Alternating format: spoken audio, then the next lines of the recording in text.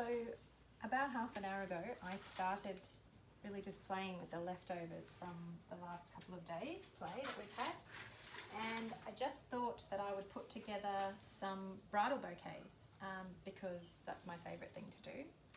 And I've really just used all the same elements that I've been using over the last couple of days, and I just thought that I would give you a bit of a look at what I have come up with. Now normally when I start doing a bridal bouquet, I must admit in my whole career I have always had an image of what the person is after, and certainly the bridal bouquet is usually something that isn't a free form thing. It's something that, you know, you have an idea of what the person's wanting, you have their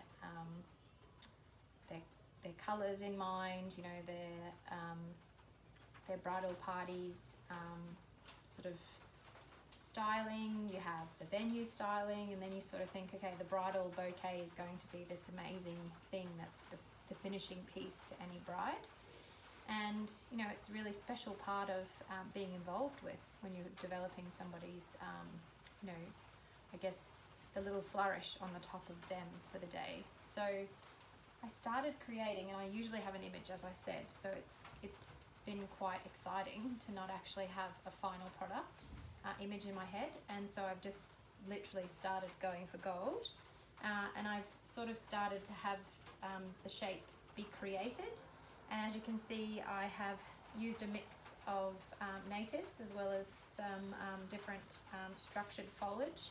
This is gum, and I have some poly leaves. Well, I love poly leaves because they're so like paddleish. I find them quite pretty. I've also used some of this beautiful foliage that I spoke about in the first series, and I just thought that it was a little bit structural, a little bit different, and created a bit of interest.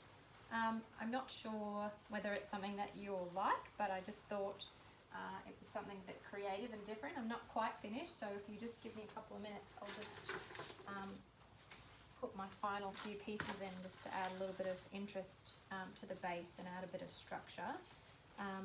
So I do have a mechanism that I've used to create this bouquet today.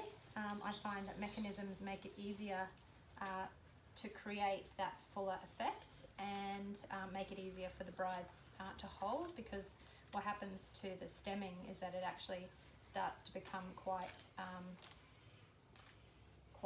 small. So the stems actually, once I wrap them, obviously become quite small to hold, so it's not quite as heavy as it looks, and it obviously gives that beautiful full structured finish that everybody seems to like these days.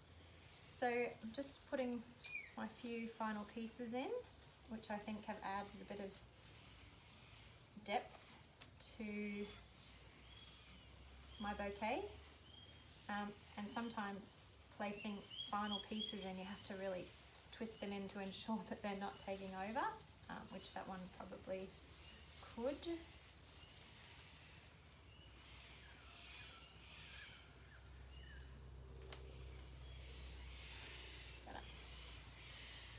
Okay,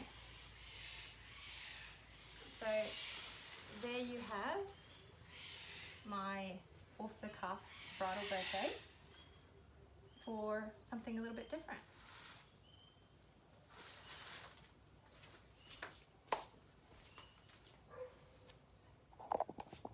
I'll just pick it up for you so you can actually see it. But I think it's quite beautiful, and certainly when it's held in front of somebody, I think it could be quite beautiful and different. Certainly it's not very heavy. It looks heavy, but it isn't actually heavy, and it's quite yeah, quite sturdy really.